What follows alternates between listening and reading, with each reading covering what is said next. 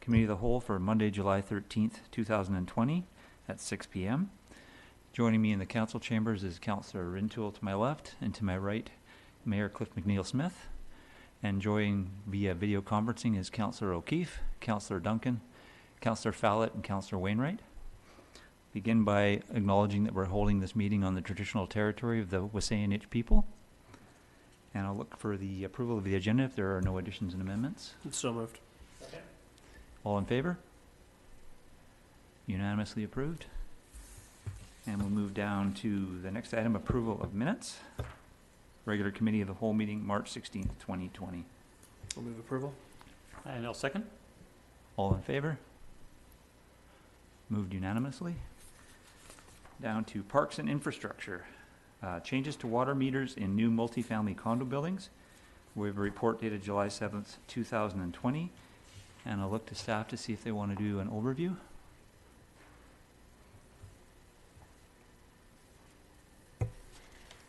Thank you, committee. So this report is to follow up on other reports that were brought forward to council in 2018 and 2019 to deal with the existing water metering in multi-family buildings in town. So this report specifically focuses on new buildings that are being constructed. It doesn't deal with buildings that are already constructed with individual water meters in the units. Staff are still very concerned about the way that it's being handled at this time, that there's individual water meters in suites that the town actually owns, and we have to access the suites to maintain them. And we don't have very much control over these water meters. So this report, the recommendation in the report would be the preferred option that staff is bringing forward, and that is to have just one bulk meter for multifamily buildings moving forward at the property line. So the town's responsibility will be up until the property line, and then after that, everything on private property will be the strata's responsibility. And so again, this doesn't focus on retrofitting existing buildings or anything. This is just for buildings that are being constructed or going to be constructed. There are a couple other options outlined in the report. Another one is having a bulk meter at property line that the town owns, and then private property have individual stratas have their own sub-meters, and those would be owned and operated by the strata. So they could hire a third-party company to apportion the water usage based on actual usage if that was a decision they wanted to do. The risk of that is that the strata might choose to do nothing with those meters, and there might just be a meter installed in everyone's suite without having any purpose. And another option that council could do is to do nothing and continue moving with the way the bylaw currently reads, and that is that each individual suite has its own meter and there is no bulk meter at property line. And that obviously creates risk for the town because we own these meters inside people's suites and we have to go and maintain them. If there's a leak, we don't really know the liability that the town might have if there was a leak at the water meter. And there could be water losses before the meters that we're not aware of, and so that could be lost revenue, and also could have leaks in the building that people just aren't aware of because there's no meter on it. And it could also, having a meter at property line, we're also going to install a backflow prevention device, dual check valve at that meter as well, so that'll reduce the risk of water flowing back into the town system. So yeah, there's a lot more information outlined in the report, but if you have any questions, let me know. Thank you. I'll open the floor to any council members who want to have any questions. And I see Councillor O'Keefe and then Councillor Fallett. Thank you.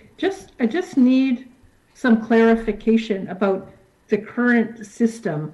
Like I understand staff's issue in terms of difficulty of accessing individual suites to read the meters.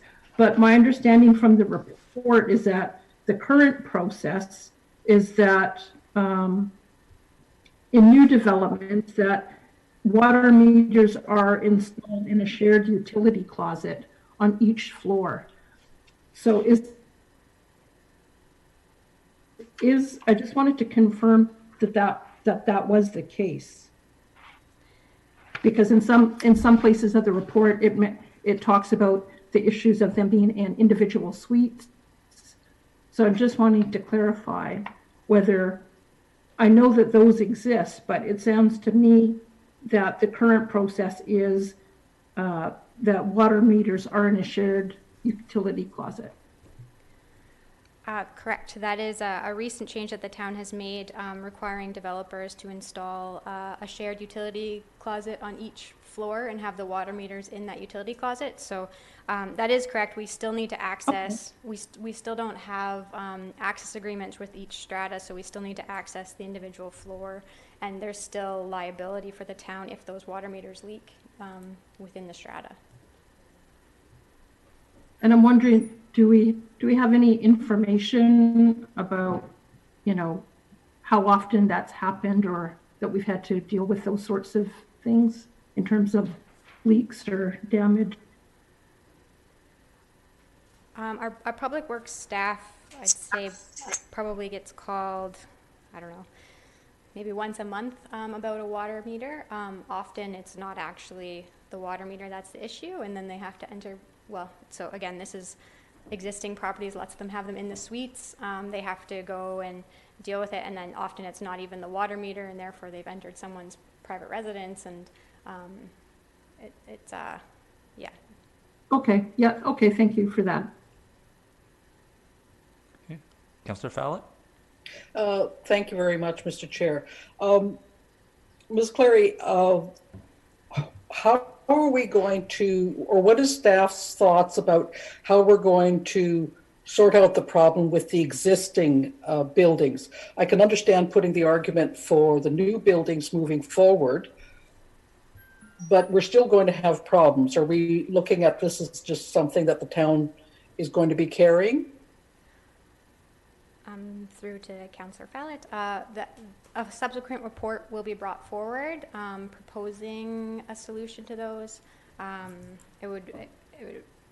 What we would be proposing in the future would be some sort of retrofit program. It would be over many years, and there are a lot of details to sort out before that actually comes to council. But that is something we would be looking at in the coming months, bringing forward. Okay. I've got a couple of other comments, but I'll leave those for a little bit later. This is not directed to Ms. Clary. Thank you. Okay, I'll move to Mayor Cliff McNeil-Smith. Thank you, Chair. Two questions. The first is, in the beginning of the staff report, it talks about we're considering these connections in multifamily construction, new multifamily construction. And of course, there is condos, which are ownership, and there are rentals in rental buildings. However, there's also mixed-use buildings, and we have a number of those under construction in Sydney at the moment. Is there a reason, or is mixed use considered within this, or is there a reason it's not?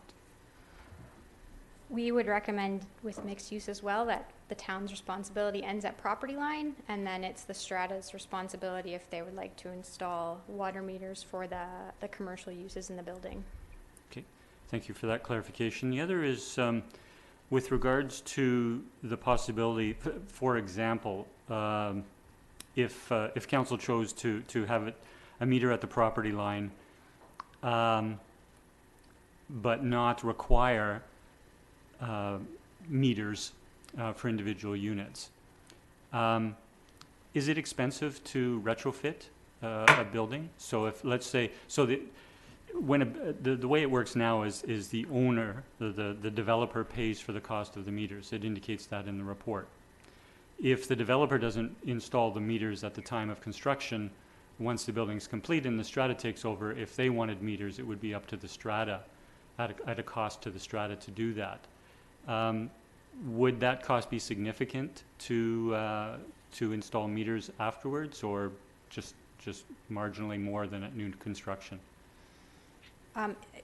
If the piping was, accessible, if it wasn't too hard to access, then it wouldn't be too much more. It would involve turning off the water and, cutting out a piece of pipe and installing the meter there. But the piping would have to be set up in such a way that it was easy to access and easy to install a meter on it. So it's really hard to say. It's a case-by-case basis. Okay, thank you. Any other questions? Councilor Wainwright. Councilor Wainwright? Thank you, Mr. Chair. So I don't actually have a question. The reason that council back in the day did this, requiring individual meters for every unit, was to encourage water conservation. And the idea being that individual meters and direct billing, the occupants were directly responsible for their water use. The more water they used, the more they paid. So it encouraged conservation. But I can appreciate the problems that staff are finding with this, and particularly the need to access the strata and the issues that creates. So I would support a single water meter at the property line. I'm open to the idea of continuing to have them install meters at the individual units. And I can see if the town is relying on the main one at the property line, the ones being installed at the individual units wouldn't have to meet the same kind of standard that the towns do, and therefore should be cheaper. But I would be open to the alternative of just installing them at the property line. I have to say, if the meters were there, I suspect the Strata Council would in fact use them. That I think it's unlikely that a Strata Council is going to find it easier and better for them to ignore the meters and just apportion the one bill. But I'm comfortable with either one of the two. So whatever my colleagues want to propose. Councillor Fallon?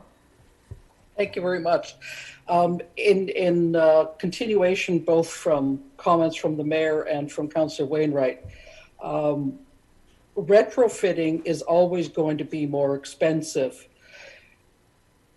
even if things are accessible. It's a whole lot easier putting things in place. So along with Councillor Wainwright's comments, to putting a meter strictly for the units themselves, one that isn't for the town, but for the strata and the owner's consumption, I think is a proactive. And I agree with the comments, and I remember being part of this conversation in the past. We were looking at, how this impacts people's use of water. I myself live in a strata, and over the decades that the strata has been, people have changed how they use water. People have got gardens, some have got irrigation. And if we're looking at condos, we have 3-bedroom condo units along with small bachelor units. We have someone who may have a condo for vacation, another one who is a family. And I'm looking at the disparity between water use. And I'm not so sure whether the public really wants to be paying for somebody else's water use. I think we need to give people the option to say, you're going to pay for what you use. So I agree with staff's concerns, and I support that they are looking at making it easier to access the water meters, making it more reliable to deal with the backflow and all of those. I think their arguments are sound, but I think we also need to look at the reality of how people use water and ensure that new buildings have got meters in for the suites. And then it's up to the strata to decide whether or not to use them. Thank you. Councillor O'Keefe. Thank you, Chair.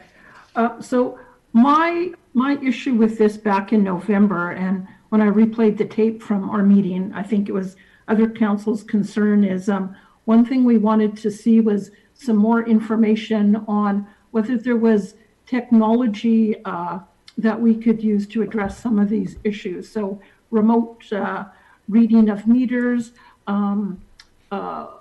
technology that would allow us to identify leak or issues. So I still would, I did, so that's something that I would still like to see. I'm also, the other thing we talked about was having more of a business case in terms of cost analysis, in terms of, you know, what is this costing us, or what is the potential dollars that we're losing because of lost water revenue? How common are backflow issues or other things that we've talked about?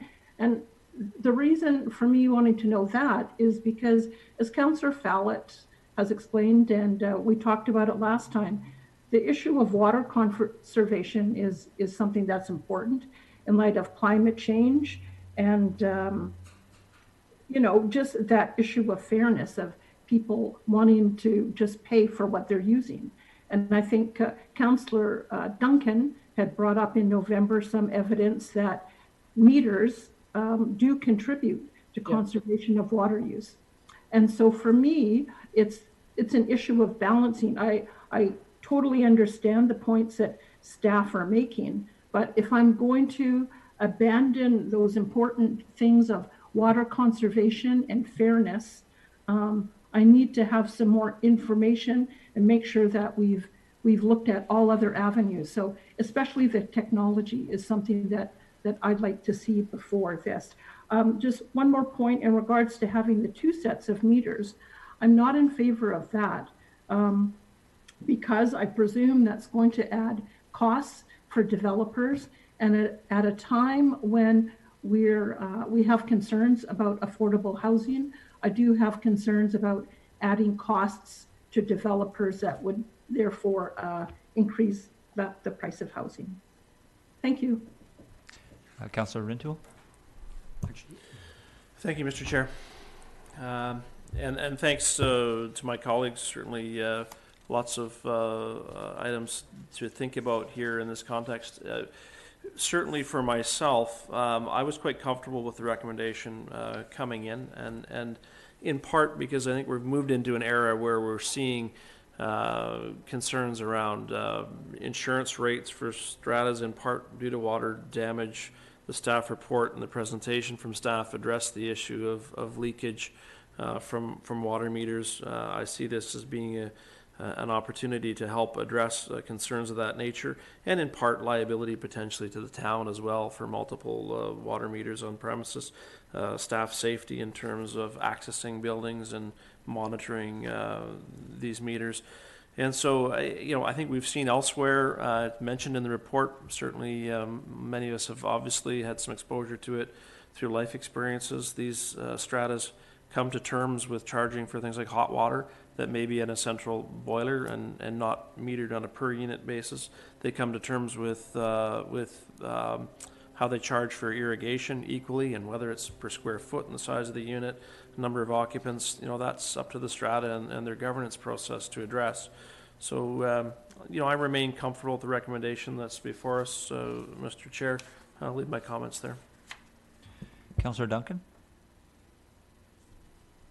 Thank you. And thank you to my colleagues for all of their comments. Much like Councillor Rintoul, I was comfortable with the recommendation coming in, even though I know that last time I was one of the ones who advocated for the individual meters. But, listening to my colleagues and just thinking more about that issue of fairness and cost, as Councillor O'Keefe brought up, we know that passing on costs is a problem. Or for housing affordability, and particularly with condos and insurance rates, that's been going up. But I also think, but this is a bit of a new world since we last talked about this, that I'm wondering if one of the ways the shape of the world is that the cost up front for a condo now might soon not be as high as we thought it would be. And the carrying costs of the buildings we already have might be something that becomes more difficult for people who are in those buildings, and especially if some of these condos begin converting from condos to people, renting them out, the individuals who own them renting them out to tenants, and ensuring that the tenants, no matter who they are and whoever else moves into the building with them, can maintain that equality that they're only paying for the water that they use. That might actually become a strong determination for their affordability, particularly as the climate changes too, and more people move into the region, and our water prices do keep going up. They're still not as high relative to our housing prices, but I feel that might be one that continues to go up, whereas housing might start to go down. And the other thing I was thinking of as I was going down 4th Street today and looking up, that I thought, wow, a lot of these condos actually do have pretty nice decks with lots and lots of plants on them. We know that one of the highest water uses in households, besides inequality that Councillor Fallot talked about with families and single people, is actually irrigating our plants, our food gardens. And I thought, man, if you were like a single person with, one chair on your balcony versus a family with like a giant jungle who was growing their tomatoes and all that other good food security stuff I like to talk about otherwise, that could really start to add up too. We don't capture irrigation of deck plants or rooftop gardens when we look at condo irrigation. So for that reason, I'm actually kind of leaning more towards number 2 now, and I feel like this might just be it's additional cost up front and perhaps additional complication for the builders. But as Councillor Fallot said, it's the easiest one to not have to worry about retrofitting later. I feel that the cost at this time that we can see, or the benefits of doing it at this time that we can see, I think potentially outweigh the cost. So for that reason, I am more in favor of option 2 now. Thank you. Mayor McNeil-Smith? Thank you, Chair. I would like to move a recommendation and then speak to it after moving it. Can't hear. I would like to move a recommendation and speak to it after making the recommendation, and that is option 2, that Council direct staff to bring forward an amendment to Building Regulations Bylaw number 2016 to require developers of multifamily buildings to install one appropriately sized meter for the entire building and individual water meters in each suite to be managed by the future strata. Second. Discussion? Thank you, Chair. So a couple of comments. One is I'd like to draw a distinction between conservation and water usage in common areas. So there's been some parallels drawn between what an individual might consume within their unit and irrigation or pools. And there are common costs in multifamily buildings. And yes, the strata will have to decide how to apportion that. But a resident in a particular condo or apartment can't affect the use of water in the pool or in the irrigation. There's not a motivation for them to conserve in some fashion. However, their own use in their unit, I think they should be encouraged to conserve. And so I would like to make a distinction between those common area uses of water versus the usage actually in their unit. And in terms of costs, speaking to some of Councillor O'Keefe's concern, I think staff have made a very strong argument for a very strong case for meters at the property line, independent of what the costs may be for maintenance or accessibility to units. Just the backflow and the overall concern. I think in any scenario there should be a bulk meter on the town property at the town property line, and that's where the bypass should be as well for the town to manage as necessary when repairs are being done or what have you. So I feel strongly that we should continue to encourage conservation for personal use of water, even though there are other uses within developments for common areas. Thank you. Any other comments? Councillor O'Keefe? Thank you, Chair. So one of the things that we had asked for back in November was for information on technology-based solutions. So I'm wondering, did we look into that and that we just didn't find any viable, or have we not had an opportunity to do that yet?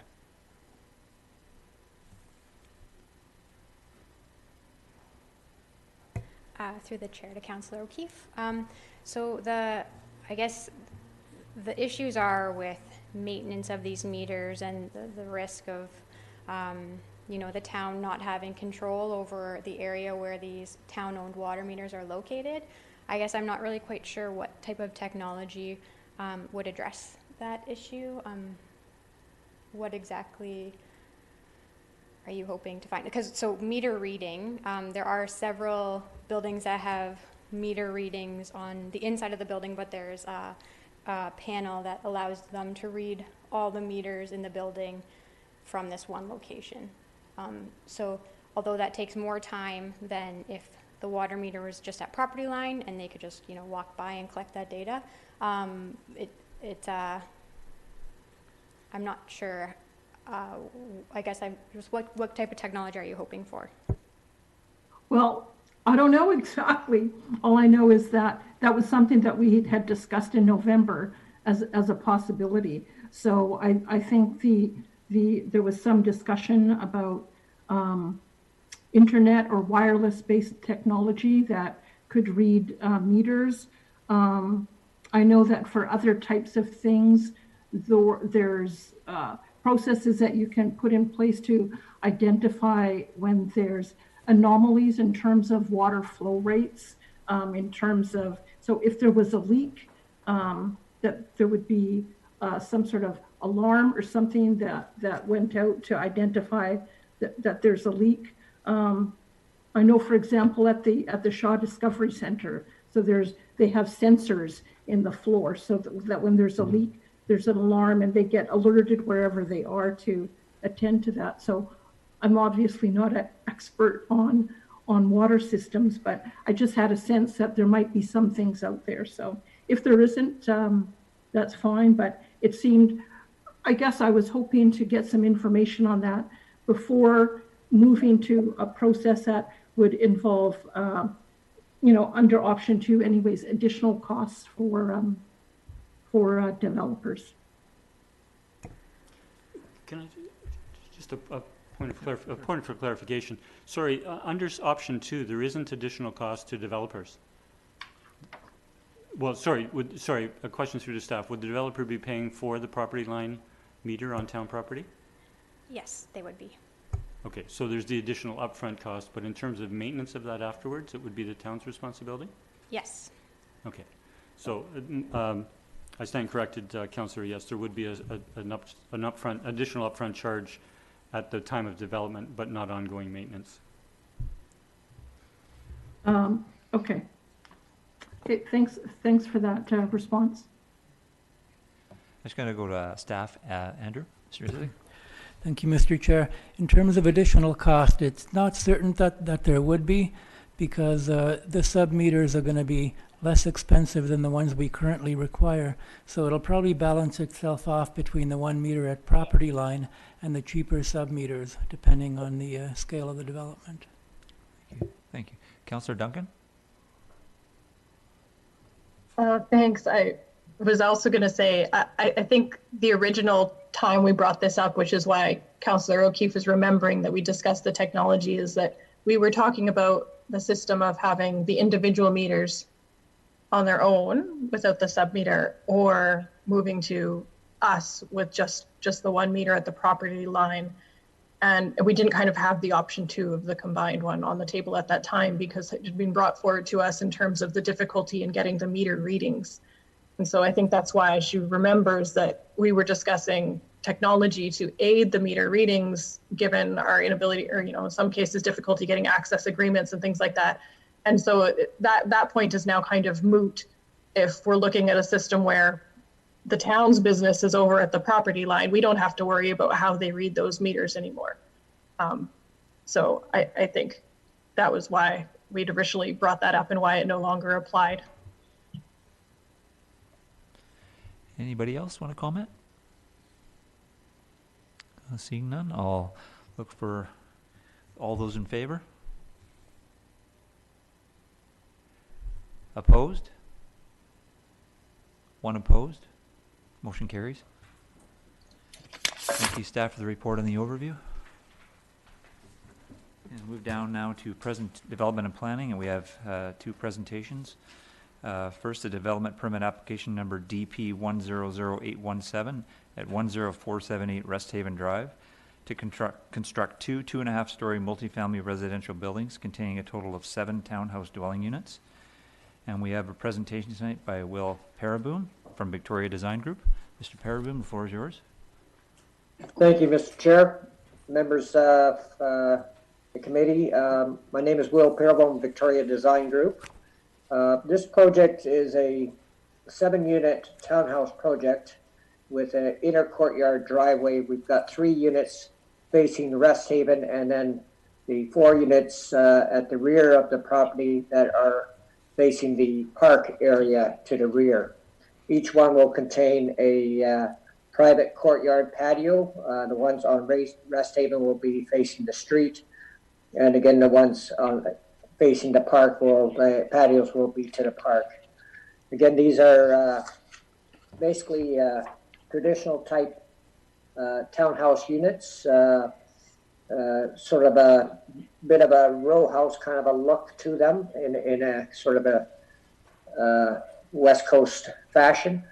The lower floor will contain a fairly large garage, basically 15.5 feet by 19, and a rec room, media room / or some sort of a flex space on the lower floor.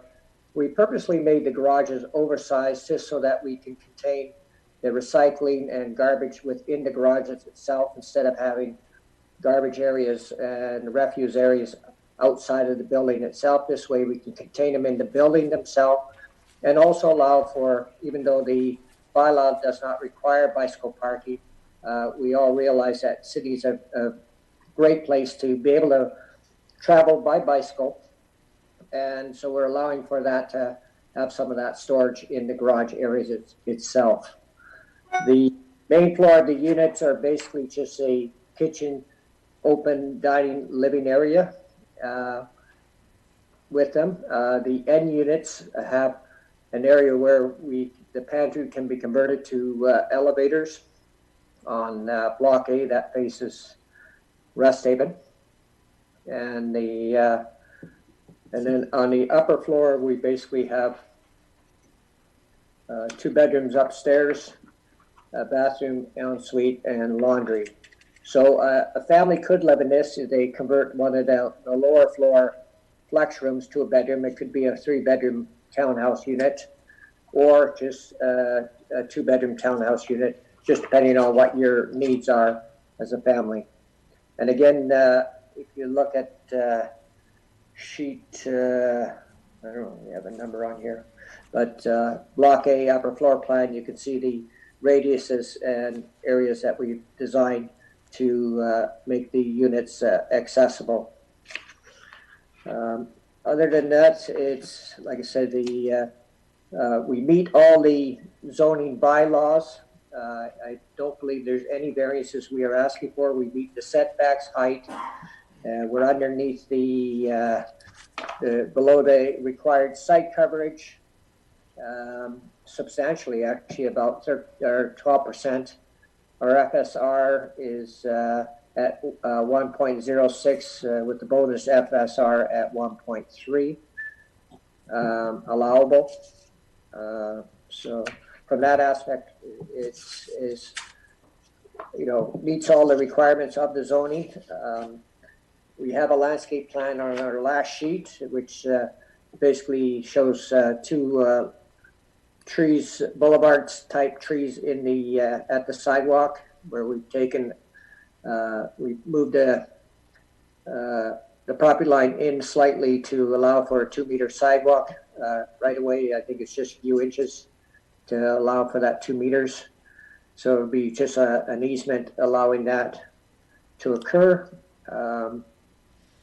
And other than that, the other thing that did come up just recently is the response time by the fire department. So our plan is the 3 windows that you see on the west elevation of the block that's on the outside, the block would be eliminated on the west side on block A. They are basically windows to stairwells at the base and the top of the stairwell, and also on the east and west elevation on block B. So other than that, I'm available for any questions from the committee. Councillor Fallett. Thank you very much, Mr. Chair. And thank you, Mr. Peerboom, for your presentation. So I'm going to start right from your last comment regarding removing those windows. If they're in stairwells, would it be possible to put skylight or moonlight on the roof to make up for the light access that you're going to lose taking those windows out? Yes, that's something we considered, because as the staircase run up the outside of the wall there, then it would allow that whole common hallway access to the bedrooms and the stairwell to have natural light coming down, so to avoid having to put on a light switch. Okay. And now going all the way down to ground level into the garage, I was pleased to see that you've got oversized garages, and that you've got electric hookups for car, and potentially also then an e-bike. So one of the concerns that has come up recently in a conversation I've had with an individual who uses an electric wheelchair is they find that a lot of the places that they would consider in Sydney, the parking isn't adequate because they need to get into their van from the side.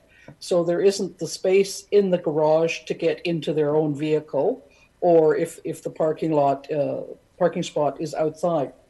Do you happen to know if there is space in the garages that you've got here that would enable someone in an electric wheelchair to come up alongside their vehicle and access it?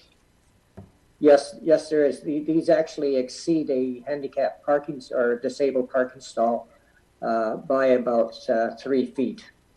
Okay. So have stuff along. That's significant.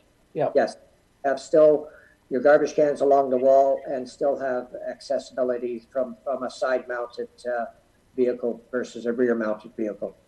Okay, thank you. That's all I need to know for now. Thank you. And I have a personal thing because I have a grandson that's also disabled in a wheelchair, so it's always something I'm looking at. Councillor O'Keefe? Actually, Councillor Fallett addressed my question.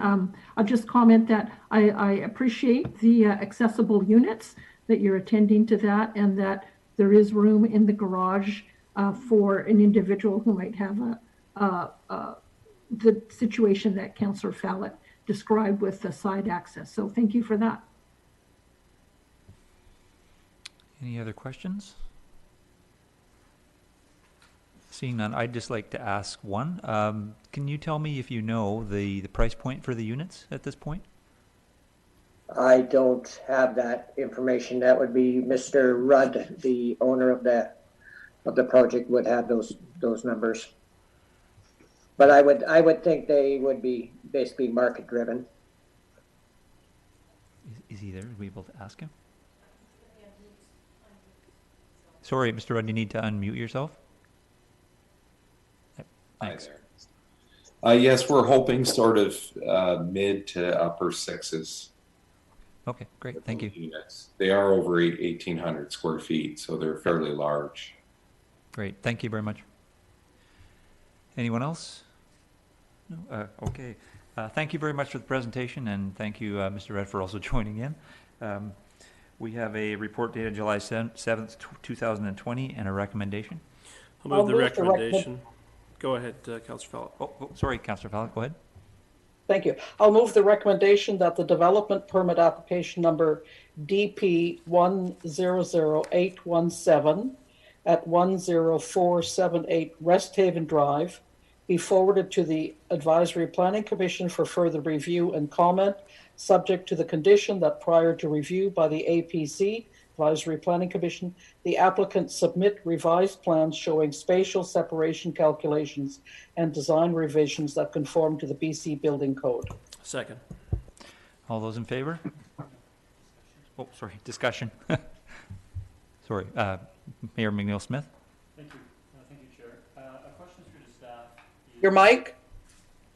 A question through to staff is with regards to the recommendation and the condition that the applicant submit revised plans showing spatial separation calculation and design revisions. In the staff report, there are 9 points indicated for the Development Review Committee, which include those spatial separation calculations and BC Building Code changes. The question I have is two of those Development Review Committee items are vehicle turning radius to from each unit garage must be proven with a turning template, and the driveway grade is to be engineered to ensure safe vehicle travel from the roadway to the lower parking area. Will it, does the motion as it reads require those 2 items to be addressed prior to going to APC? Through the chair to Mayor McNeil-Smith, yes, in staff's opinion it does. We do intend that the applicant would need to include those details on the revised plan, the turning template, and show the angle and the turning radii in the driveway. Thank you. Thank you, Chair. Any other comments? Seeing none, put the question forward. All is in favor? Motion carries unanimous. Thank you. Move to the next item. Development Variance Permit Application number DV 100296 at 9650 5th Street to relax maximum fence height. And we have a presentation by Mr. Alistair McKay, the applicant. And Mr. McKay, the floor is yours. Thank you, Mr. Chairman. Good evening, members of council. I'm Alistair McKay. I live at 9650 5th Street. Many years ago, when we purchased our house in 2014, we had a hedge on our south perimeter, and after a few years of trimming, it started to die, and last year it was getting pretty serious, and so I sought advice from other people to try to revive it with watering, with not watering, feeding, etc., etc. When I started the trimming this year in spring, it was starting to become see-through. So my wife and I decided at that point that we would remove the hedge and put in a fence. We started building the fence on the holiday long weekend in May, and then had a visit from the bylaw officer on that Sunday stating that the fence was too high and did I get a permit. And I didn't know I needed a permit for building a fence. And in subsequent discussion with the planning department, I didn't realize that I had built the fence on town land. I was just using the south perimeter of the existing hedge that was there for the past, what would it be, 16 years as my guideline.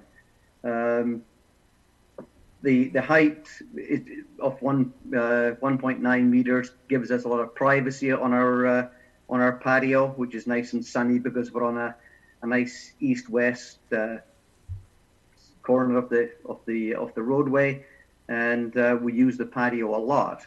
I know that there's some concerns regarding the 7-meter setback from the property line with a lower fence. I've actually measured from the edge of the sidewalk, which is in your bundles, I believe, which shows an outcropping where there's parking areas, or there actually is no parking in front of our house. It's 7.4 meters from there to the existing fence, which is marked in red in your bundles as well. Now, when the original houses were when the house was built, you know, the original ones were here. There was 3 or 4 houses on this site. There was no hedge, there was no fence on the south perimeter at all. It was just an open area. When the developer put in these houses in 2004, there was a sprinkler system installed on the south side, and the hedge was planted. And of course, the concrete patio was constructed at the same time. Obviously, there have been some approval by the planning department back then on the occupancy permit, I believe it's called. I'm not totally certain of these terminologies, so this is going to bear with me on that, because there was a step into the house from the existing concrete patio, which would have to be there from a safety standpoint. So what we're asking for is just, you know, I suppose it's buyer beware on these situations regarding the house, but you would look at the front of the property, which has a fence and a hedge. That certainly delineates the front of our property line. The back has got a fence, so that's pretty obvious. So on the south side, you would make the natural assumption that the hedge was part of our property. And lo and behold, we did use the sprinkler system, twice a week, I think it is, for the past 6 years that we've lived here. And of course, even that was erected on town property. I mean, what we're really asking for is to be able to move our fence out to the concrete patio line, just to give us that little bit extra. It's about 7 inches, I believe, which still gives 30 inches of town soil land. And I'm going to ask what you would like to do with that, or would like me to do with that at some point. And keeping the height of the fence at 1.9 or 6 feet, because it's a 6-foot panel. And especially right now with the problems that we have with social distancing and COVID-19, I think it would be more prudent to have us ensconced in behind our own fence as opposed to being partly exposed to people walking by on the pathway. The other part is that we have a raised patio that we built. It's about 8 inches above the original concrete. And now it's been classed as a deck by some people, and I put that in my original notes. And also I put my original notes that for something to be classed as a deck, it needs to be at least 30 inches high, requiring footings, handrails, and steps. Now this doesn't have that. It's the same height as the original step that was there. The only difference is it does reach out to the whole of the patio area, just making it a level walk out from our house that we can enjoy our breakfast on the patio and et cetera, et cetera. That's where my wife is right now because it's nice and sunny out there. I've also been walking around Sydney, as we do a lot, and there's many perimeter fences, hedges, some which are pretty unkempt, and it seems that we've become a bit of a target for getting this done because we contravened the rules inadvertently. And for that, I'm truly sorry. I didn't know that that would have been needed. It's a bit naive. This is my first dealing in my 64 years with any council or anything like this, and I've owned properties in the UK as well as different municipalities here on the island. So I was a bit gobsmacked when the bylaw officer paid me a visit. The other thing about the fence is it 6 foot wide or 6 foot tall, but 4 inches wide compared to a 9 foot hedge, which was 3 foot wide. And while the hedge was in place, nobody ever complained about it. There was nobody mentioned it ever. Hence, looking at something smaller, more maintenance friendly, albeit not green insofar as the hedge would have been, but better nonetheless. Happy to answer any questions that you might have or any comments. Thank you, Mr. Mackay, and apologies for saying your last name wrong the first time around. Mayor McNeil-Smith? Thank you, Chair, and thank you, Mr. Mackay. My question is we have a set of photographs in our agenda package this evening, and it shows the fence along the sidewalk on the south side.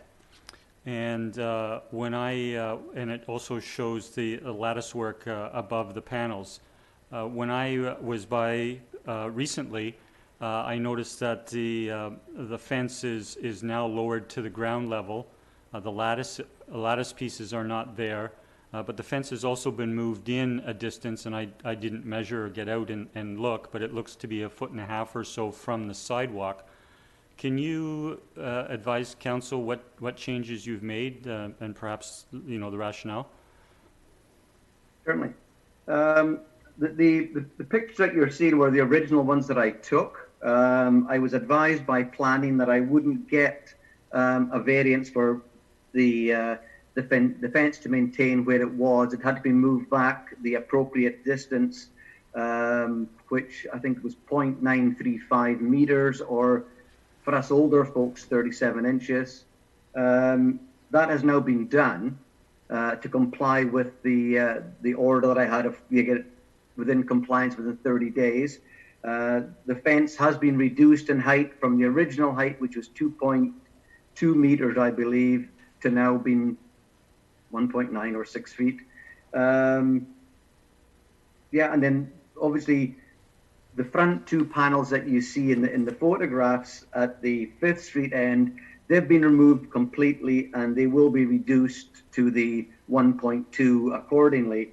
Something that you can't see in the pictures, I don't think, I've got some in front of me right here, is the, well, you can on one, it's the original fence that was there. It's like in a red and black fence. I don't know if you've got it handy in your bundles there. Yeah, we do have that in our package, sir. Okay, perfect. So what I'd be looking to do, or looking for a variance, is to move the fence from where it's sitting right now to that line, in line with the red fence, which is part of the original, which is right on the original patio line. Okay, so my question is the height of the fence now, it's just a panel from grade where there's no gap, is that 6 feet? Yes, that's correct.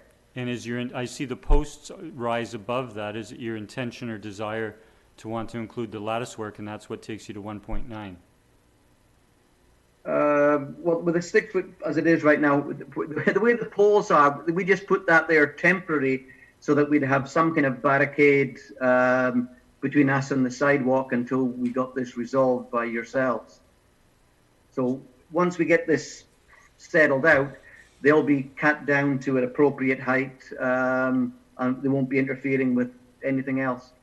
Sorry, part of my question, sir, was it your intention to want to return the lattice work above the panels that are there now? The lattice work is still on the panels. Okay, thank you. Councillor O'Keefe? Thank you. When I went by there today, one thing that I noted was that front hedge that's facing 5th, along 5th. It does provide a little bit of difficulty with sight lines when you're on Orchard and turning left or right onto 5th. And I checked with staff, and they said the hedge probably is not in compliance with the zoning bylaw in terms of providing sight lines. And I'm wondering if you might consider trimming that hedge just in the corner there to make that a little, for people, a little bit easier to see oncoming traffic. Is that something we could include in the adjustments, do you think? Absolutely. The piece that you're talking about, which is right on the corner, Yeah. it would be removed completely, because it is actually in, outside the straight line from the edge of the concrete patio through the post to the front of the property. So it would be gone completely. So that just that corner piece of the hedge, or I'm talking about the hedge that's facing onto Fifth, right on the corner there. So are you talking about? The hedge will be reduced. There's one piece that sticks out too far. It will be cut out completely. The rest will be reduced because it just needs trimming again right now. It's just growing a bit. That's all. Oh, okay. Okay, thank you. Councillor Fallett? Thank you, Mr. Chair. Well, Mr. Mackay, I certainly am not surprised to hear that you say that the hedge wasn't doing well. I remember when that hedge was planted and I saw those shrubs being planted cheek by jowl, and they're probably struggling desperately for root space. So that the hedge isn't surviving well is not a surprise. I walked past there for many, many years, for decades, and very familiar with the time that those houses were built and the yards and the whole bit. And I have to say, when I saw the fence myself a few weeks ago, that it was my intent to go to staff and ask about it, because I was quite shocked to see such a high fence. And then after your request for a variance came into our agenda package for this evening's meeting, I made a point of going around the Orchard neighborhood along Ocean and First Street, and I looked at all the properties that were there. Some have larger setbacks from the street, and others, such as yourself, the houses are much closer to the street. And I thought about your fence and the hedge, and I thought about the image that it would present if we had all of those houses and all of those front yards where people are enjoying the sun, they're enjoying the view.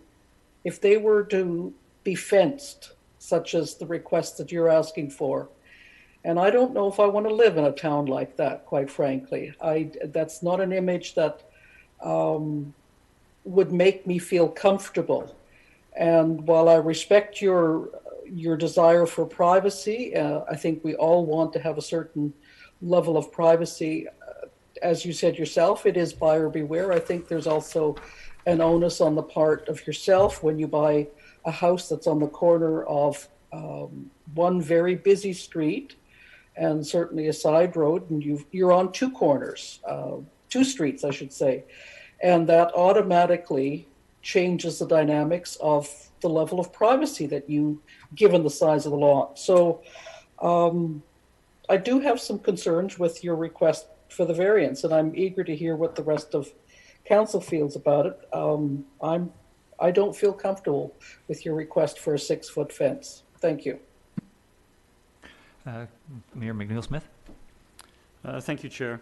So again, in going by as recently today, I noticed that the adjoining property to the west has a very large hedge that may be 2 feet wide.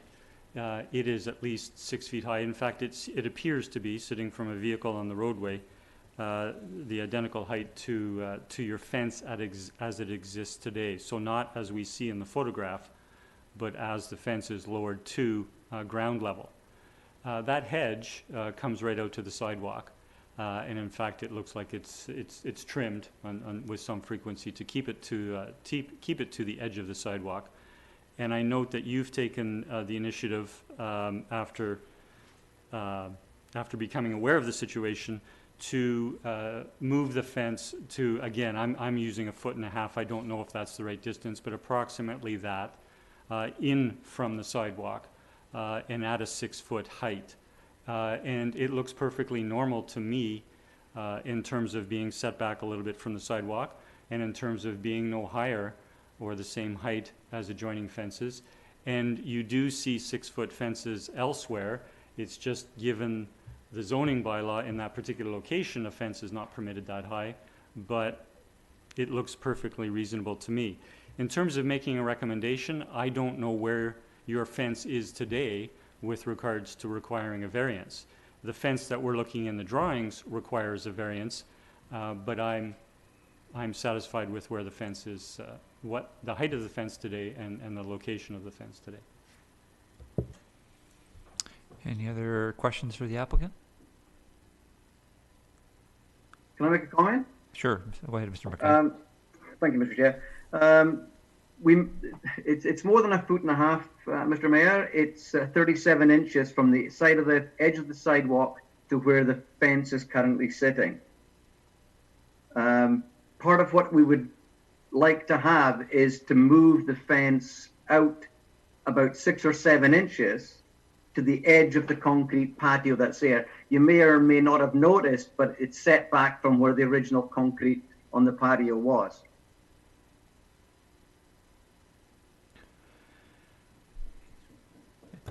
Sorry, question, Mayor Mr. McNeil-Smith? Mackay. What has happened to the concrete, the concrete patio that was there? Is it underneath the earth that is outside the fence? No, the concrete patio is 30 inches from the edge of the sidewalk. But you just said, I believe you just said that the fence is 39 inches or 37 inches away? Yes, that's correct. That's the dimensions that I was given by the planning department, that it had to be that particular distance away. And that's why we're seeking a variance to move it out to the edge of the concrete patio and maintain the 6-foot height. Thank you. Councillor Duncan. Oh, you're muted. Sorry, Councillor Duncan. As you can use the space bar, it never works. I'm confused that he's mentioning that he's moved the fence back onto the patio, and that's the variance they're seeking, because the variance I'm seeing, it's the staff report is saying that existing patio is in compliance with the existing bylaws, and it wasn't a matter of the fence being the variance that we're seeking here is the fence height and the structure that was built on top of the patio, not to be able to move an existing fence outward from the patio. We're looking for being allowed to have the sun deck on top of the patio. So now I'm confused about what if we make a recommendation here, if the applicant is familiar with what is being requested by staff. Councillor Duncan, I'll just give way to Ms. Verhagen. She can perhaps give some clarification. Sure. Through the chair to council, it's not possible to issue a variance to allow the fence to be located beyond the property line. So the fence could only go as far as the private property goes. We can't allow it to be situated out beyond that. So at this point, staff aren't clear on whether the patio extends beyond the property line. If it does, that would have to be rectified as well. That's not clear right now, but the fence cannot go beyond property line. Yeah, the report specifically says that the patio is in compliance. It only goes to the end of the property line, and that the problem was that they built a raised deck on top of the concrete. And so they've been asked to move their raised deck back. Not a fence, the raised deck.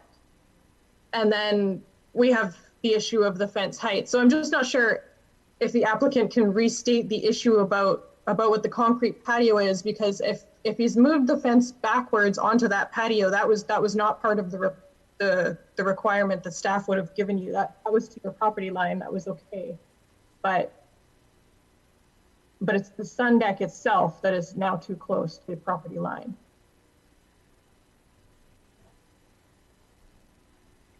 Would staff like to comment? Councillor Duncan, yeah, when I had the initial discussions with Kevin Weber from planning, he was the one that gave me the dimensions from the edge of the sidewalk to our property line, which is 0.935 meters or 37 inches. Because in the pictures that you've got in your bundles, it shows the original fence was right beside the sidewalk by about 4 or 5 inches. We then we took it down, moved it in to the appropriate place, because there's a bit of unknown regarding the actual property line. Is the edge of the concrete our property line as to where it was originally, because that doesn't match in with the dimensions that was given to me by Kevin Weber. Before I go to Mayor McNeil Smith, I'll go to Ms. Verhagen again. Sure. Thank you. Through the chair, the variances being requested are to the height of the fence. The applicant has also requested a variance to allow the patio improvement to stay. Because the patio is, the deck is technically considered a patio by the zoning bylaw, which is a structure that is less than 0.6 meters above grade. Stone patio level with the ground, with the landscaped grass beside it, that's considered a surface improvement. The patio being a structure is not permitted in the setback area, so that's why the applicant has requested a variance for that. So we are, as staff, we're clear that the fence cannot be permitted to go beyond property line. The applicant has pulled the fence back off the boulevard onto private property, but the fence that's there on site is still too tall. It's still above the maximum height permitted by the zoning bylaw for that location. So they've applied for a variance to keep it at that height. Staff is recommending differently as per the report. Thank you. Thank you. Mayor McNeil Smith? Thank you, Chair. So, question through the staff for clarification. And it's Microphone. Thank you. My apologies. That the proposed sun deck be brought in conformance with the zoning bylaw. So the sun deck is, the applicant made comment that this didn't, what improvement he has made above the concrete surface, patio surface, is not a deck. However, you just used the word that it's a structure. So it's the fact that it's not considered a deck by staff or the zoning bylaw. It's considered to be a structure and still not in conformance. That's correct. It's the zoning bylaw considers this wooden platform built above the stone surface improvement, what most people would call a patio. We would consider that stones on the ground, the patio stones. This is a little wooden deck on top of that, but the zoning bylaw definition of a patio is a structure or part thereof with no roof or walls except for visual partitions and railings, abutting a dwelling unit, constructed on piers or a foundation less than 0.6 meters above the adjacent natural ground level, and used as an outdoor living area. So it's definition of a patio, which starts with the words a structure, which means it cannot be in a required setback area, and this one is. That's why they would need a variance to allow it to remain. Thank you for that clarification. Can I ask why a structure is not allowed to encroach in the setback area if there is a fence there? I mean, if there wasn't a fence there, I could see it, but it seems to me it changes if there is a fence. The term structure includes anything man-made. I don't have the definition in front of me, but it is longer. So a structure includes a house, a shed, a patio as defined. Fair. Thank you. So I would like to indicate what I support, and then but I do see at least one other colleague wishing to speak, so I won't make a motion at this time. I'm in favor of, I support the part of the staff recommendation that it needs to be brought into conformance with regards to the setback of the surface patio and the fence. It looks like that may be the case, but if it's not, I would support that being the case. With regards to the height of the fence, I'm in support of a variance if the fence as it sits today is above what is permitted. And given that this structure is relatively small and suits a purpose, is not visual or does not impact the public, it's within the fence, I would be willing to give a variance on the sun deck as it exists today. Councillor Rintoul? Yeah, thank you. A question through to staff, if I may, please. I think, Ms. Verhagen, if I heard correctly, you made the reference to the fence being back on being on private property now. How do we know that's the case, that the fence is on private property now? My understanding from conversations with other staff is that had been confirmed, but to be absolutely sure, I would have to ask somebody to go out and measure in the field. Thank you. Thank you. Has a recent land survey been done on this property? Again, through the chair to Councillor Rintoul, I'm not aware of one that's recently been done, no.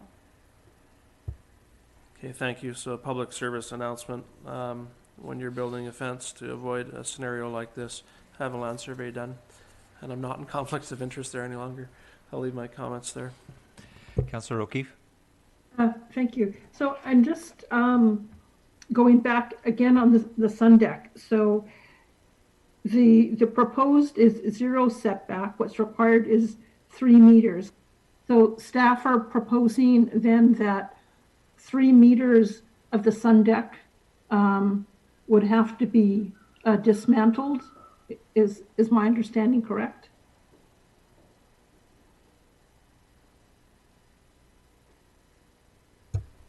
Was that a question for me? For staff. I'm just wanting to clarify what they're proposing in terms of the setback for the sun deck, so that they're requiring a 3 meter setback, so that my understanding is the patio or the deck currently goes right up to the property line, and so the first 3 meters of that, staff are proposing that would have to be dismantled. Through the chair to Councillor O'Keefe, yes, that's the case. Okay. And also just a comment on the property line as well. That was, I know the petitioner indicated he wasn't sure where the property line is, and whether that's something we should consider looking into before this gets formalized, that there is a proper survey done, so that we're not back here years from now with a similar situation. Thank you. Ms. Verhagen? Sure. Through the chair to Councillor O'Keefe, following on your comment about the survey, council may wish to consider adding committee of the whole may wish to consider adding a recommendation that the applicant have a BC land survey done as a condition of the variance. Any other questions from the committee? Councillor? Nope. Seeing none. With a report dated July 7th, 2020, and there's a recommendation.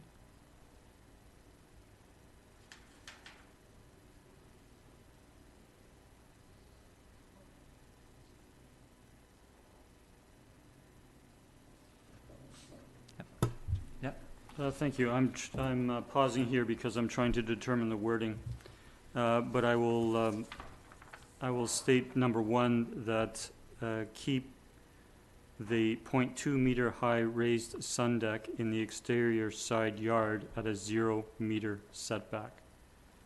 So that deals with the deck.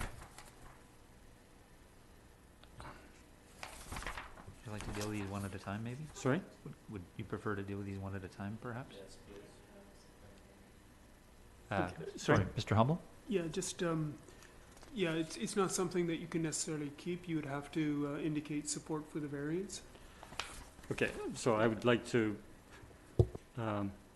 grant a variance to keep the said deck. Yes, Mr. Would everybody comfortable doing one at a time? Turn to Ms. Verhagen. Sorry, Ms. Verhagen. Sure. Through the council, through the chair to Mayor McNeil Smith, that wording would be added into recommendation number 4 in the report about what we would be notifying the surrounding neighborhood, doing the radius notification on that proposed variance, as well as the fence height. Rather than just granting a variance, we have to go through the notification process. No, I do appreciate that there is point 4. Okay, and it needs to be added there as well.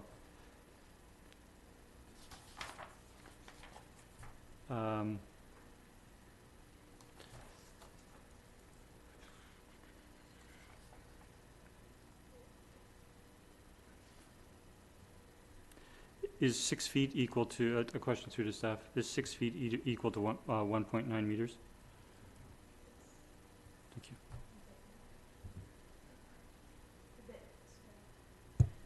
It's a bit higher, I believe. 1.8 meters is 5.5'11", so 1.89 meters, or what would it be? Just a moment.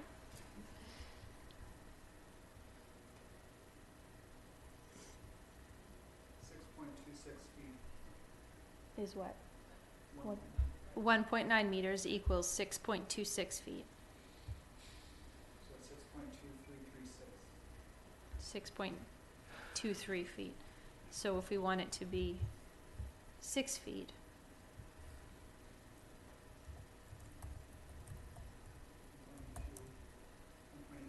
1.83 meters is equals 6 feet.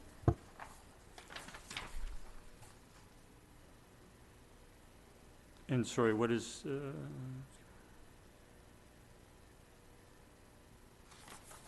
what is the requirement for the height of the fence? Along the exterior lot line, the maximum height is 1.2 meters, which equals 3.9 feet, about 4 feet. So the applicant is proposing to construct it, or leave it as constructed at 1.9 meters, which is just over 6 feet. Okay, the second point I would like to be to grant a variance to a 1.9 meter height fence, and then that would also be included in point 4 in terms of the notice to property owners. And I don't think a further section is required because I do support it. The patio and the fence being at the property line, so no, that is permitted at 0 lot line, so we don't have to make a motion on that to keep it there. Or sorry, I would make a motion that the fence be at an additional point 3, that the fence, the patio and the fence be at the property line to conform. Ms. Bragan. To confirm your second point there about the fence height at 1.9 meters, is that outside of the 7-meter visual clearance zone at the intersection or for the full length of the property line? Because the staff report, we did differentiate between the 7-meter zone for visual clearance at the intersection and then supporting a higher height beyond that. So we're looking for clarification as to whether the 1.9 meters is for the full length of that exterior lot line or just beyond the 7-meter clearance zone.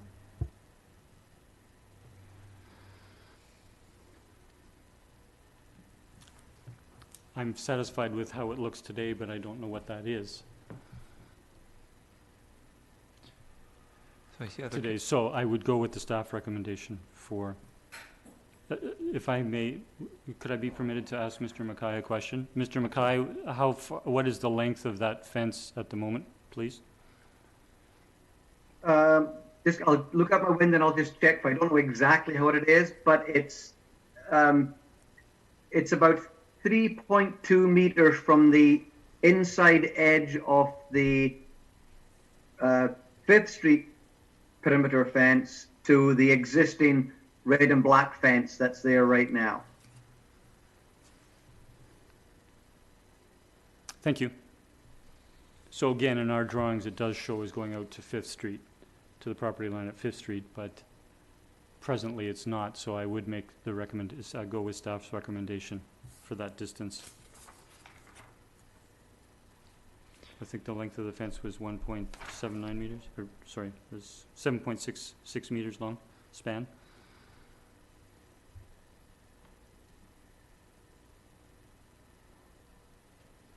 Right now it's 24 feet from the driveway to the edge of the red and black fence, which again is 3.2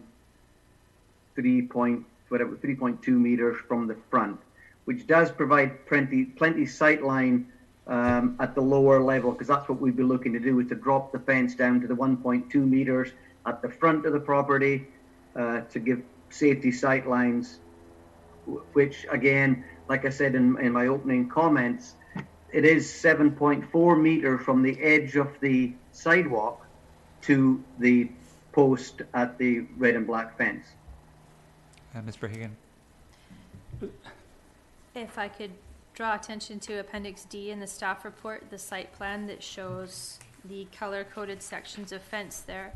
The green line indicates the section of fence that's 1.9 meters high. As the applicant has just indicated, that length of fence measuring from the driveway is 7.66 meters. But the zoning bylaw requirement for visual clearance at the intersection is measured from the corner of the property closest to the intersection of Fifth and Orchard, which is where the blue line starts. So in order to comply with the zoning bylaw, that fence height would have to be dropped back from the red fence. You'd have to extend that blue line, 1.2 meter height, in past the red line westward to a length of 7 meters. That's right, about to where the number 7.66 meters appears on the drawing. So that would be the first recommendation. Sorry, in the overview of the development proposal, it says the applicant is proposing the following, and the first bullet, I believe, encompasses what you're indicating there. To reconstruct a 7.66 meter long span of the 1.9 meter high fence along the south lot line of the property.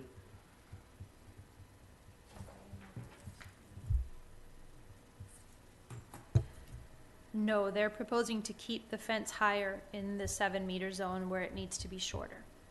So in order to comply with the visual clearance section, we'd need to extend the 1.2 meter height section further west than the applicant is proposing. Okay, my desire is to go with the zoning because it's an intersection.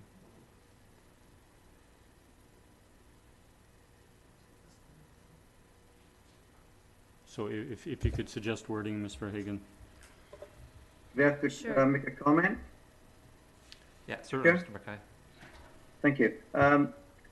If we've to reduce the fence to the 1.2 meter height, and in 7 meters from the front of the property, it means that we lose all privacy on any part of our patio, apart from the last panel and a half of the fence, which doesn't make any sense at all.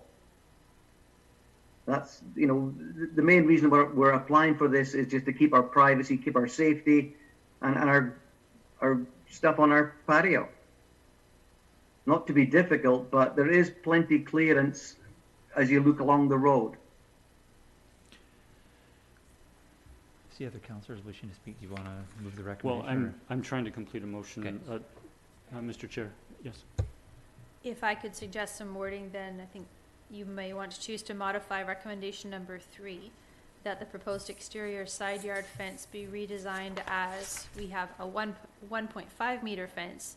What I'm hearing is you'd like to say a 1.9 meter fence, 1.9 meter high fence, constructed of no more than 1.2 meters of solid panels topped with a 0.3 meters of open lattice in the exterior side yard of the subject property, outside a 7 meter setback from the southeast corner of the property.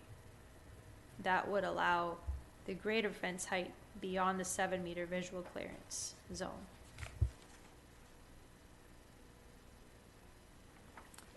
Yes, so we have 4 parts to the motion. Ms. Nelson, if you could. Well, perhaps read I think this is what I've heard, is that we send out the notification variance indicating that the applicant is looking to keep the sun deck, and we can figure out the wording, technical wording, but I think the key is to keep the sun deck, to keep the fence at 1.9 meters, and that's at the full length of from the 5th Street corner down to whatever that length was, but we can put those numbers in, but I think those are the 3 things that you were looking at, was to keep the sun deck, keep the height of the fence, and keep the length of the fence all the way through to the 1.9 meter high. Is that what your intent was with respect to the fence on the side? Keeping it at 1 meter high? Yes. But Well, that doesn't conform to the zoning bylaw. That is a variance, and Yes. Right. Yes. Yeah. But it, Yeah, but that's what he wants. sorry, my understanding through staff was that the visual obstruction for the intersection was dealt by having the length of the setback from the southeast corner. That's right. In order to keep that visual clearance zone, we need to have maximum fence height 1.2 meters and to a Mhm. 0.7 meters and then stepping up. Yeah. So that, okay, That's what I'm intending, yes. thank you. And, sorry, and again through the staff, do we need language with regards to it being in conformance with the property line? Given that it wasn't, at the time that this application was submitted, it wasn't in conformance? Yes, sure. Okay, thank you. Do we have a seconder? Yeah, I'll second, but I'd like to hear the motion again, unfortunately. But I concur that last piece that was added was referenced earlier with respect to having a BC land survey carried out as a condition of the variance.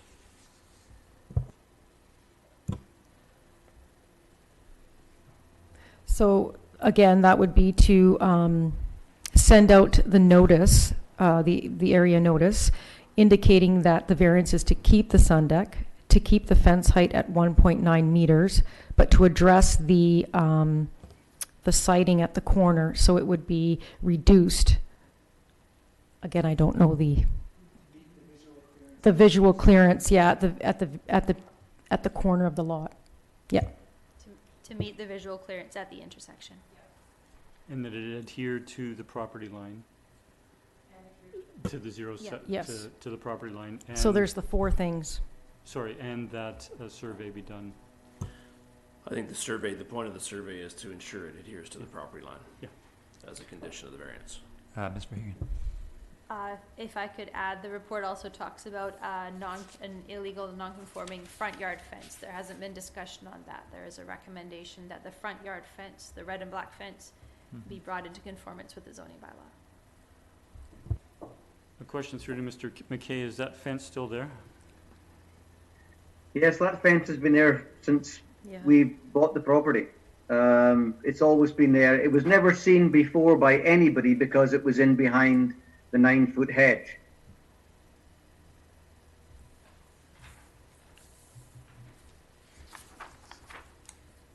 The other thing is, as it sits right now, it's set back even further from the edge of the sidewalk. So it wouldn't be in, well, it is at the I think it's 1.75 meter height. It doesn't infringe on anything. As you're looking at along the corner from Orchard going on to Fifth or Fifth coming on to Orchards, it doesn't hinge on it on any way. Yeah, if I could ask my council colleagues, for those who have their package with them, if you turn to page 2 of the photographs, you'll see lower down, on the image lower down, it shows the red fence with the black lattice. You can also see the lightly colored fence going out past, along the property line. That's going to be reduced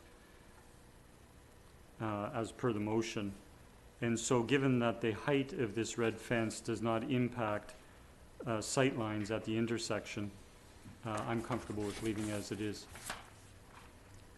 Seconder? So that, well, no, that will require a variance. Yeah. So I would motion to variance, add that to the variance in the notice going out to residents. You in agreement, seconder? Yeah. Yes, I'm in agreement. Okay, we'll move to discussion. And I have Councillor Wainwright first. Actually, no. I was going to make a procedural comment, but I'm fine. Okay, Councillor Duncan? Oh, sorry. Sorry, before you can, oh, everybody seems to know now. Ms. Verhagen again?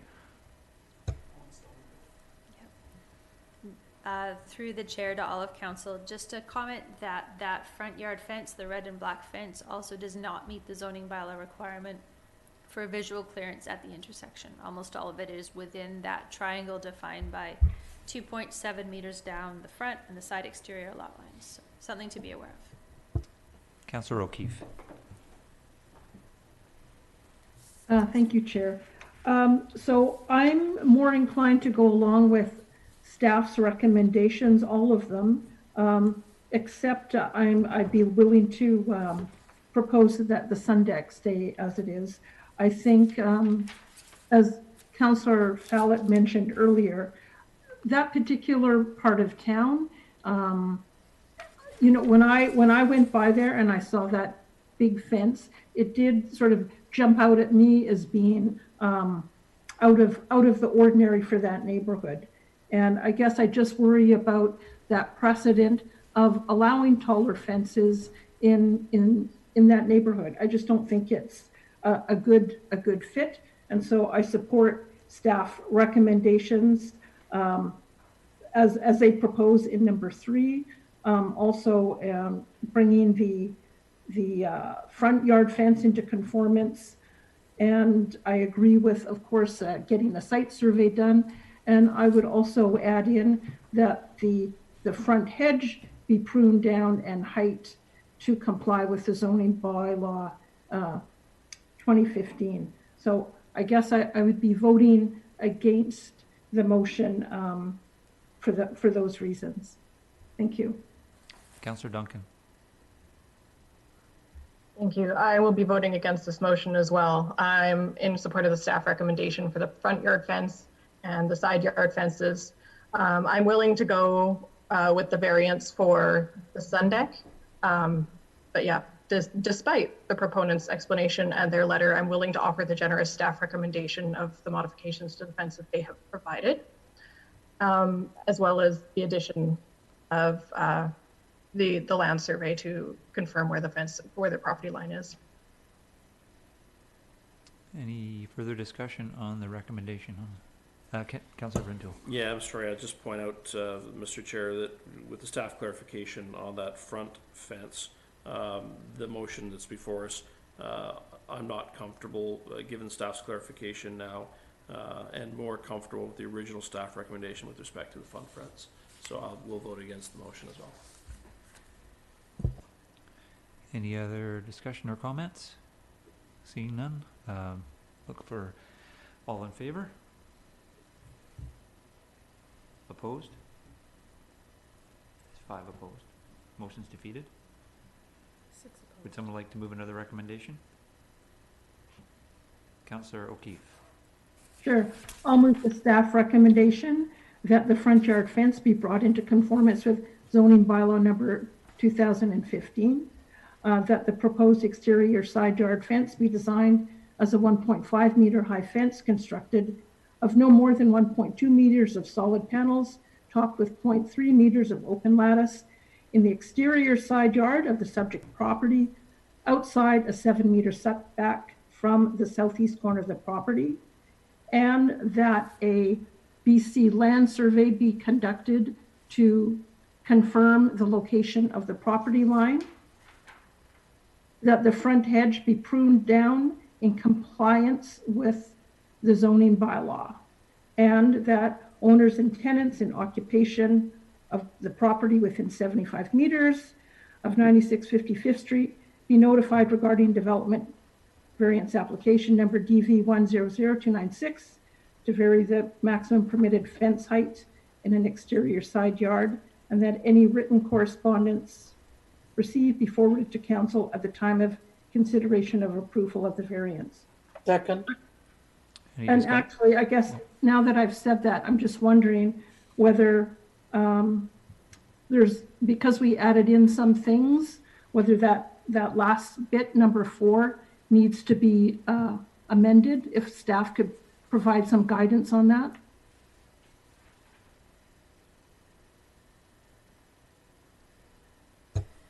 Sorry, through the chair to Councillor O'Keefe. I think I heard you read out staff recommendation number 1, bring the sun deck into conformance. No, that was the part that was changed. No, actually, what I read out, I agreed with number 2, 3, and 4. Okay, so then Left out number 1. Yeah, and then we added in being compliant, like with the hedge, having the site survey done. And then I guess what I'm proposing with number 1 is that we allow a variance. So then Yeah, so would that have to be moved into number 4 then? Yes, we would add wording into that section in brackets where currently it says to vary the maximum permitted fence height in an exterior side yard. We would also add in there and to legalize the proposed sun deck. So that would be a variance to the exterior side setback for a patio. Okay. I think that's it. Thank you. Councillor Duncan, you had your hand up? No, thank you. It was just that I had noticed she'd missed that to vary the setback on the deck, so it's fine now. Any other comments or discussion? Seeing none, I'll put the question. Is all in favor? Opposed? We have 1 opposed. Motion carries. Thank you, everybody. Thank you, Mr. Mackay. Seeing nothing else, we'll go down to adjournment. Move adjournment. Do I have a seconder on that? I'll second. All in favor? Meeting adjourned. Thank you.